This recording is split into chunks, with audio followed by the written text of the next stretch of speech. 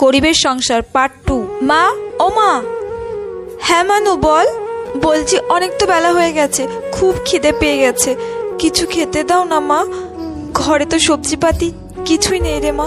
তোর বাবা তো দুদিন থেকে কাজেই যেতে পারেনি হাতে ব্যথার জন্য। তোকে কি খেতে দেবো বল তো মা। হ্যাঁ, ঘরে একটু চিড়ে মুড়ি আছে, ওইটা একটু খেয়ে নে মা। আমি এক্ষুনি কাজের বাড়ি যাচ্ছি, দেখি দিদির কাছ থেকে কিছু টাকা ধার পাই কিনা, তারপরে ওই দিয়ে সবজি নিয়ে আসবো, চাল ডাল সব নিয়ে আসবো। ঠিক আছে মা, তুমি আমাকে চিড়ে মুড়ি দিয়ে দাও। কিছুক্ষণ পর কাজের বাড়ি দিদির কাছে তো 1 টাকা ধার পেলাম না, এবার মেয়েটাকে কি খেতে দেব? মেয়েটা তো সেই সকাল থেকে চিড়ে মুড়ি খেয়ে আছে, এবার আমি কি করব?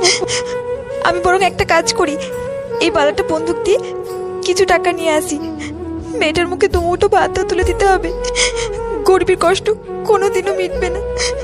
লাইকের সাথে প্লিজ সাবস্ক্রাইব করে যেও।